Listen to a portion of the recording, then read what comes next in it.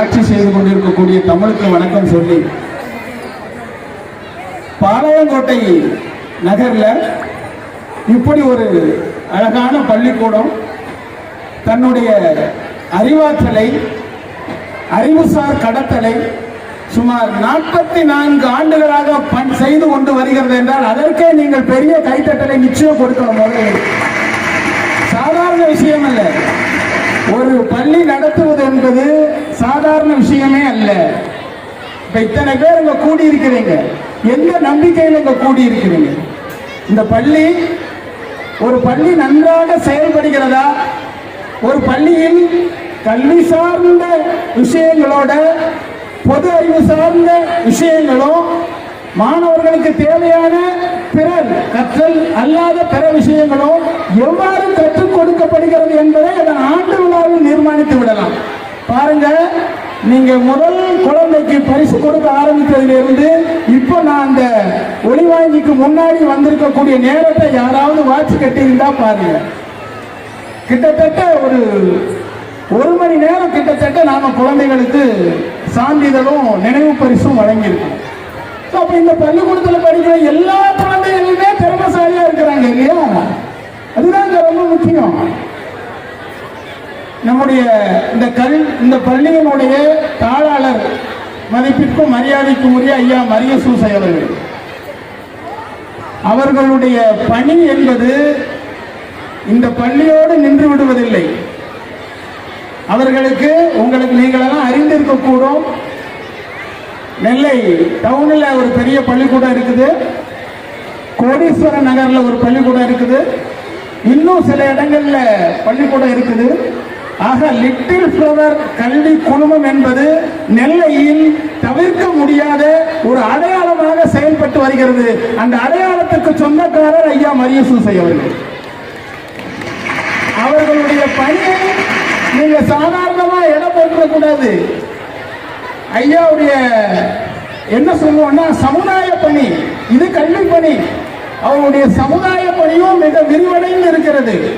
பாரதியார் உலக பொதுச்சேவை நிதியம் என்ற ஒரு அமைப்பை தலைவராக ஏற்றுக்கொண்டு ஆண்டுதோறும் பாரதியார் நினைவு போட்டிகளை கல்லூரி பள்ளி மாணவர்களுக்கு ஆண்டுதோறும் நடத்தி கிட்டத்தட்ட 4 மாவட்ட அளவில் 1000க்கும் மேற்பட்ட மாணவர்கள் கலந்து கொள்ளக்கூடிய அந்த விழாவினை மிகச் சிறப்பாக நடத்தி கூட வராங்க இல்லையா? அந்த குழந்தைகளுக்கு கூட துணைக்கு அவங்களும் பசியோடு இருப்பாங்க இல்லையா? ஆக மாணவர்களுக்கு மட்டுமல்ல, பெற்றோர்களுக்கும் மதிய உணவு அளித்து அந்த நிகழ்ச்சி முடியும் வரை மிக சிறப்பான ஒரு வரவேற்பு உபசரிப்பை மேற்கொண்டு நல்ல பரிசுகள் எல்லாம் வழங்கி வரக்கூடிய பணியை ஆண்டுதோறும் நானும் அந்த நிகழ்வுல நின்ற காரணத்தால கொஞ்சம் தைரியமா சொல்லுவேன். அதே போல எந்த ஒரு இந்திய அரசாங்கம் பெருமைப்படக்கூடிய எந்த ஒரு நிகழ்வானாலும் சரி, அது சுதந்திர தினமாக இருந்தாலும் சரி, குடியரசு தினமாக இருந்தாலும் சரி, பாரதியாருடைய பிறந்த நாளாக இருந்தாலும் சரி, நம்முடைய நெல்லை சந்திப்பில் பாரதியார் சிலை யாரெல்லாம் பார்த்துருக்கீங்க? கை தூக்குங்க பார்ப்போம். அம்மா, நெல்லை சந்திப்பில் இந்த கொஞ்சம் பேசுறவங்களும் கொஞ்சம் அமைதியா இருங்க. நெல்லை சந்திப்பில் பாரதியார் சிலை ஒண்ணு இருக்கு. யாரெல்லாம் பார்த்துருக்கீங்க? கை தூக்குங்க. முதல்ல பார்த்துருக்கவங்கள தான் சொல்றேன். சும்மா தைரியமா கை கை தூக்க என்ன ஆயிருப்பது? கையை கீழே போட்டுதானே இருந்தீங்க. சும்மா கை தூக்குங்க, நான் தூக்குறேன் இல்லையா அதே மாதிரி தூக்குங்க. யாரெல்லாம் பாரதியார் சிலையை நெல்லை சந்திப்பு பேருந்து நிலையத்துக்கிட்ட பார்த்திருக்கிறீங்க? ரொம்ப குறைவா தெரியுது. அந்த பாரதியார் சிலை ஐயாவுடைய பராமரிப்புல இருக்கு. இன்றைக்கு வரை ஐயாவுடைய பராமரிப்புல அந்த பாரதியார் சிலை இருக்கு. வெகு விரைவில் அதற்கு சுமார் ₹1,50,000 மதிப்பீட்டில் அந்த தளங்கள் எல்லாம் மாற்றதுக்கான ஏற்பாடு ஐயா பண்ணிக்கிட்டு இருக்கிறாங்க. அவங்க கல்வி பணி மற்றும் ஆற்றல, அதுதான் விஷயம். இந்த சமூகம் சார்ந்த, இந்த மாவட்டம் சார்ந்த பல முன்னெடுப்புகளை எடுத்துக்கிட்டு இருக்கிறாங்க. நான் இன்னைக்கு உங்க முன்னாடி வந்து நிக்கிறேன்ப்பா. நான் இனிய நந்தவனம் இலக்கிய வட்டத்தினுடைய தலைவரா இருக்கேன். அதுக்காக கூப்பிட்டாங்களா? இல்ல. நான் உரத்த சிந்தனை வாசகர் வட்டத்தினுடைய செயலாளராக இருக்கேன். அதுக்காக கூப்பிட்டாங்களா? இல்ல. நான் பாளையங்கோட்டை அரிமா சங்கத்தினுடைய துணை தலைவராக இருக்கேன். அதுக்காக கூப்பிட்டாங்களா? இல்ல. நான் அரசு சார்ந்த தமிழ் வளர்ச்சி பண்பாட்டு மையத்தினுடைய தேர்ந்தெடுக்கப்பட்ட செயற்குழு உறுப்பினராக இருக்கிறேன். அதுக்காக கூப்பிட்டாங்களா? இல்ல. தமிழ்நாடு கழகம் என்ற ஒரு அமைப்பினுடைய மாவட்ட செயலாளராக இருக்கிறேன். அதுக்காக கூப்பிட்டாங்க நினைக்கிறீங்களா? இல்ல. ஒரு எதுக்கு தாண்டா உன்னை கூப்பிட்டாங்க அப்படின்னு கேட்கறது புரியுது. மாணவர்கள் மீதும் மாணவிகள் மீதும் பேரன்பு கொண்ட ஒரு முன்னாள் கணித ஆசிரியர் என்ற உரிமையில் தான் இந்த மேடையில் நின்று கொண்டிருக்கிறேன் நான். ஐயாவும் அதைத்தான் விரும்புவார். ஒரு ஆசிரியருக்குத்தான் தெரியும் குழந்தைகளின் நிலைமை என்னன்னு. தயவு செய்து இந்த கூட்டத்தின் வாயிலாக ஒரு அன்பு வேண்டுகோள் விடுக்கிற பெற்றோர்களுக்கெல்லாம் இத கொஞ்சம் கவனமாகவே வைத்துக் கொள்ளுங்க. உங்களுடைய குழந்தை பள்ளி முடித்து வீட்டுக்கு வந்தவுடன் இன்றைய நிகழ்வுகள் என்ன அப்படின்னு உட்கார்ந்து கேளுங்க. நீங்க தகப்பனார் இல்லைன்னா தாய் கேளுங்க, தாய் இல்லைன்னா அம்மா அப்பாவுடைய பாட்டி தாத்தா கேளுங்க, இல்ல உங்களுடைய மூத்த சகோதரர் கேளுங்க, சகோதரி கேளுங்க. இந்த குழந்தை பள்ளி விட்டு வந்த உடனே இன்னைக்கு பள்ளிக்கூடத்தில் என்னெல்லாம் நடந்தது தயவு செய்து கேளுங்க. அது எதுக்கு அப்படின்னு சொன்னா அதுல 2 முக்கியமான விஷயம் இருக்கு. ஒண்ணு, அந்த குழந்தையோட நினைவாற்றல உங்களை அறியாமலே நீங்கள் வளர்த்து கொண்டிருக்கிறீர்கள். மற்றொன்று, அந்த குழந்தை மீதான ஒரு கவனம் உங்களுக்கு இருக்கிறது என்பது அந்த குழந்தைக்கு புரிவதே ஆகப்பெரும் வெற்றியை அந்த குழந்தை போய் அடையும். இந்த 2 விஷயங்கள் இருக்கு. ஆக பெற்றோர்களே, இந்த கிடைத்த வாய்ப்பின் மூலம் நான் இதைத்தான் சொல்றேன். ஆசிரியர்கள் சாதாரணமானவர்கள் அல்ல. உங்களுக்கு உங்கள் குழந்தை மட்டும்தான் பிரமாண்டமாக தெரியும். உங்களுக்கு உங்களுடைய குழந்தையின் முகம் மட்டும்தான் ஆகப்பெரும் அழகியாக தெரியும். உங்களுக்கு உங்களுடைய குழந்தைகளுடைய பரிசு வாங்கினா அவங்க மட்டும்தான் மிகப்பெரிய சாதனையாளராக தெரியும். ஒரு ஆசிரியருக்கு தன் முன்னால் அமர்ந்து கொண்டிருக்கக்கூடிய அத்தனை குழந்தைகளும் தனது குழந்தைகளாக நினைக்கக்கூடிய ஒரே ஒரு பிறவி உண்டு என்றால் அது ஆசிரியர் தான். அந்த ஆசிரியர்களுக்கு போதுமான மரியாதையை கொடுங்கள். எது ஒன்றும் குற்றச்சாட்டு வந்தால் தீவிர விசாரியுங்கள். இப்படி நடந்திருக்குமா என கேட்டுவிட்டு அவர்களிடம் போய் கேளுங்கள். இந்த மாதிரி நிறைய முன்னெடுப்புகளை பெற்றோர்கள் எடுக்க நேர்ந்தால் பெற்றோர்களிடமிருந்து குழந்தைகளுக்கு நல்லெண்ணம் கடத்தப்படும். அந்த நல்லெண்ணம் ஒழுக்கமாக மாறும். அந்த ஒழுக்கம் கல்வியின் மீது நாட்டத்தை கொண்டு வந்து சேர்க்கும். இதுதான் அடிப்படை விஷயம். ஆக இதுல நீங்க எல்லாரும் ரொம்ப கவனமா இருக்கணும்னு ஐயா தந்த வாய்ப்பை நான் சொல்லிக்கிட்டேன். ஒரு குழந்தைக்கு தேவை முதல்ல ஒழுக்கம், அது எல்லாரும் கற்றுக் கொடுக்கலாம். 2வது கல்வி. அதுக்கு தான் இந்த மாதிரி திட்டமிடப்பட்ட மிக சிறப்பாக நடத்தப்படக்கூடிய கல்வி நிறுவனங்களும் இருக்கு, அரசாங்க கல்வி நிறுவனங்களும் இருக்கு. 3வது பொது அறிவு சார்ந்த விஷயங்களில் உங்கள் குழந்தைகள் சற்று கவனம் கொள்ள வேண்டும். 4வது ஒன்று சொல்ல போறேன், அதுதான் உங்களுக்கு புதுசா இருக்கும். உண்மையிலே 4வது ஒன்று சொல்ல போறேன். என்னன்னு கேட்கீங்க அப்படின்னா, டேய் தம்பி கொஞ்சம் சத்தம் இல்லாம இரு அந்த ஓரத்துல. உங்கள் குழந்தைக்கு அப்பா அம்மாவை மட்டும் அடையாளம் காட்டாதீங்க. பெரியப்பா யாரு, சித்தப்பா யாரு, அத்தை யாரு, சித்தி யாரு, இன்னும் நாம் அனுபவிச்ச உறவுகள், தாய் மாமான்னா யாரு, அப்பா பாட்டினா யாரு, ஆட்சினா என்ன சொல்லுவோம், தாத்தானா என்ன சொல்லுவோம். எல்லா உறவுகளையும் தயவு செய்து உங்கள் குழந்தைகளுக்கு சொல்லிக் கொடுங்கள். இதுதான் இன்றைய காலத்தினுடைய ஆகப்பெரும் கட்டாயமாக இருக்கிறது. அந்த உறவுகள் மீதான பாசம் உங்கள் குழந்தைக்கு இயல்பாக ஏற்படும் பொழுது சக மாணவர்கள் மீதான பாசம் மிக அதிகமாக ஏற்படும். அப்ப கல்வி சார்ந்த விஷயங்கள் மகிழ்ச்சியாக கடக்கும். நிச்சயம் உங்க உறவுகளை உங்க குழந்தைக்கு நிச்சயம் சொல்லிக் கொடுங்க. அன்னைக்கெல்லாம் நான் 7 பேரோட பிறந்தேன். என் குழந்தைக்கு 4 அத்தை இருக்கு, 2 பெரியப்பா இருக்கு, ஒரு சித்தப்பா இருக்கு. உங்க குழந்தைக்கு அப்படி ஏதாவது இருக்கா? இன்றைக்கு 2 குழந்தை வச்சிருக்கோம், ஒரு குழந்தை வச்சிருக்கோம். சரி, ஒண்ணு விட்டு அத்தைனாலும் பரவாயில்ல, ஒண்ணு விட்டு சித்தப்பானாலும் பரவாயில்ல, சொல்லிக் கொடுங்க.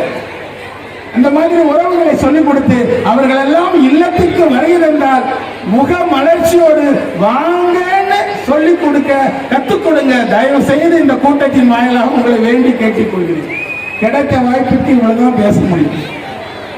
ஏன்னா நேரம் ஆகிட்டே இருக்கு. கலை நிகழ்ச்சிகள் நடத்தணும், அடுத்த சிறப்பு விருந்தினர்லாம் பேசணும். உண்மையிலே நான் இன்றைக்கு ஒரு மகிழ்ச்சியான மனநிலைமையில தான் இருக்கேன். ஒரு ஆசிரியராக கிட்டத்தட்ட 20 ஆண்டு காலம் பணியாற்றியதை விட ஒரு பள்ளியினுடைய ஆண்டு விழாவில் சிறப்பு விருந்தினராக என்னை இங்கே நிற்க வைத்து அழகு பார்த்திருக்கக்கூடிய ஐயா மரியசூசன் அவர்களுக்கு நான் என்றென்றும் கடமைப்பட்டிருக்கிறேன். இந்த பள்ளியினுடைய முதல்வர் கலா மேடம் அவர்களை நான் பாராட்ட கடமைப்பட்டிருக்கிறேன்.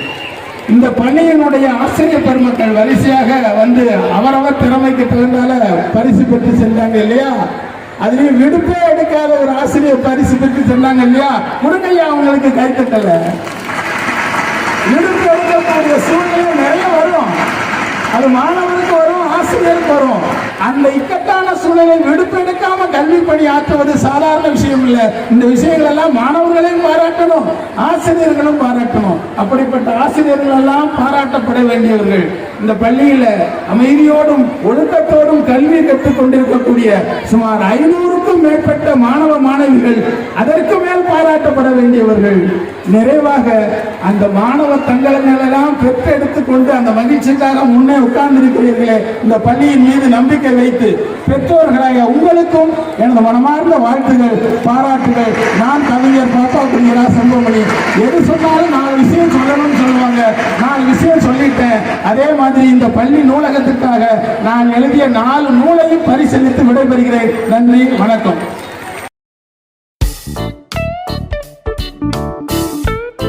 ஒரு ராஜா இருந்தாரு.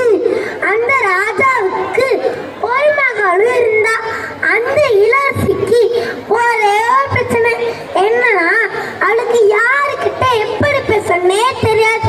தப்பான இடத்துல தப்பான வார்த்தைகளை பேசி அப்புறத்திற்கு விளையாடமும் கிடையாது. இப்படி இருக்கு ராஜா கவலைப்பட்டாரு. இளவரசியை திருத்துற பொறுப்பை அமைச்சர்கிட்ட ஒப்படைச்சாரு. அந்த அமைச்சரும் இப்போ ஒரே ஒரு விஷயம் தான் பண்ணணும், இளவரசிக்கு புரிய வைக்கணும். யாரிடம் எப்படி பேசுங்கிற நுட்பமான விஷயத்தை அவங்களுக்குள்ள பதிய வைக்கணும். ரொம்ப கஷ்டமான ஆளுதான். ஆனா கேட்டது ராஜாவாச்சே. அதனால அமைச்சர் யோசிச்சாரு. இளவரசியை கூப்பிட்டு அவளுக்கு ஒரு வேலை தராது. என்ன வேலைன்னு தெரியுமா? இளவரசி ஒரு பயணம் போகணும். இந்த நாட்டுல இருந்து கிளம்பி ஒரு வித்தியாசமான ராஜ்யத்துக்கு போகணும். அவன் மட்டும் போயிட்டு வந்துட்டான்னு வச்சுக்கோங்களேன், யாரிடம் எப்படி பேசுங்கிற பாடமும் கிடைச்சிடும். கேட்கவே நல்லா இருக்குல்ல? ஆனா இனிமேல் தான் சிக்கலே இருக்குது.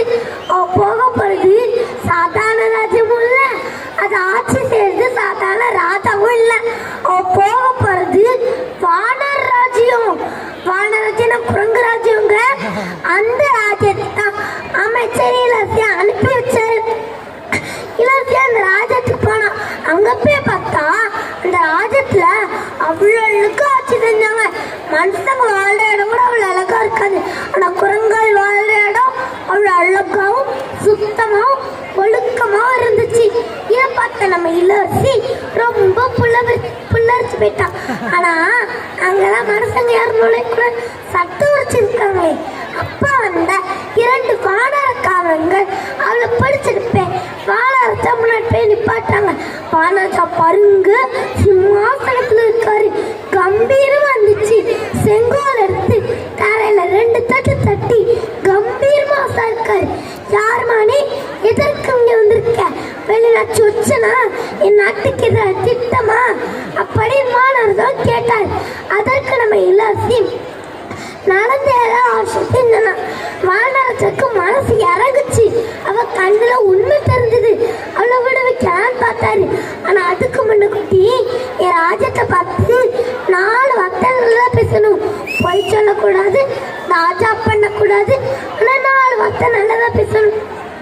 சரி இதெல்லாம் சாதாரண விஷயம் தானே அப்படியே நினைச்சுக்கிட்டான்.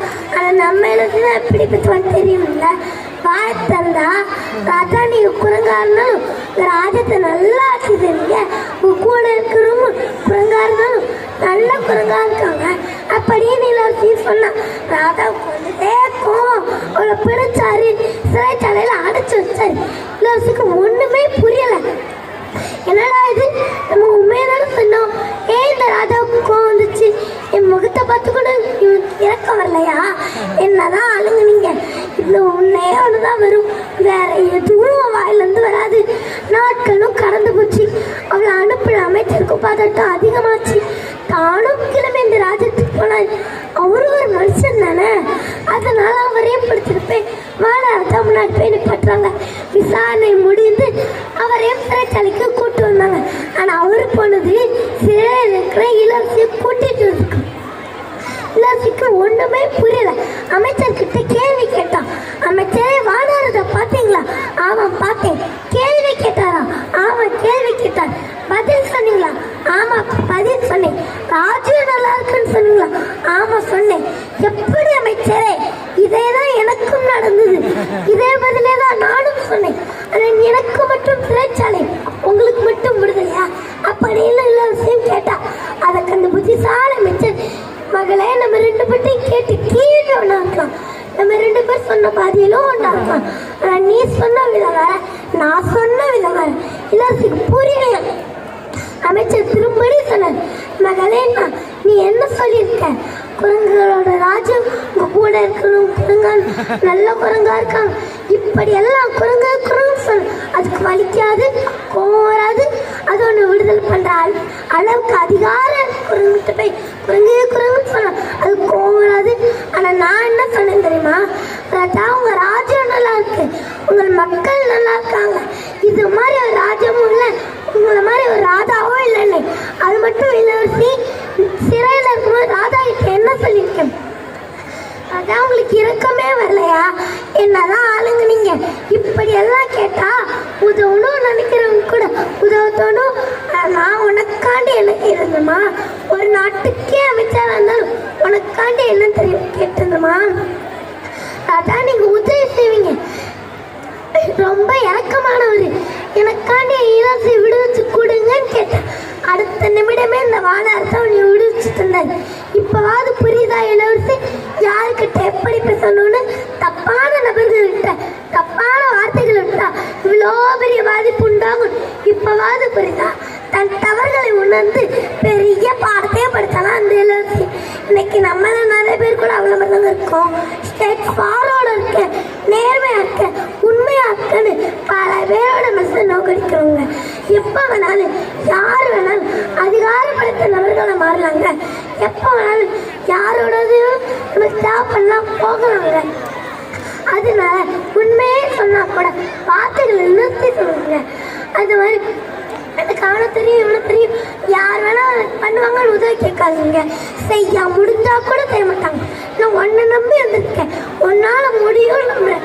உனக்கு பாதகம் இல்லைன்னா இதை செஞ்சு கொடுன்னு கேளுங்க. முடியலைன்னா கூட முயற்சியா செய்வாங்க.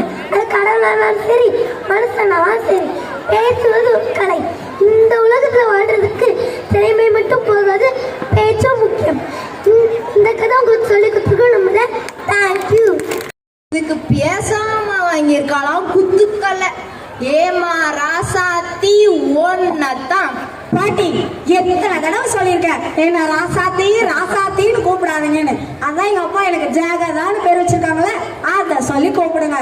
ஆமா, காலங்காத்தாலே இந்த பொட்டியில தூக்கி வச்சுக்கிட்டு என்னதான் பண்ணிக்கிட்டு இருக்க நீ? இது ஒன்றும் பொட்டி கிடையாது, இது விர்ச்சுவல் ரியாலிட்டி. சரி அத விடு. இன்னைக்கு மாப்பிள்ளை வீட்டுல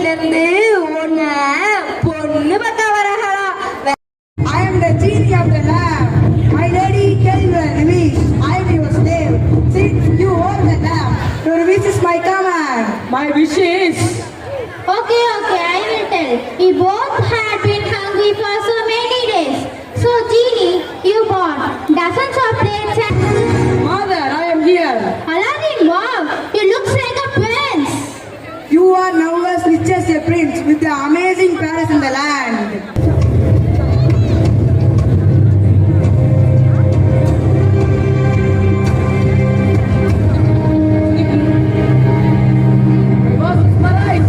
I like that girl. Marriage? It would be insulting for my daughter. You live with such a poor man as your son.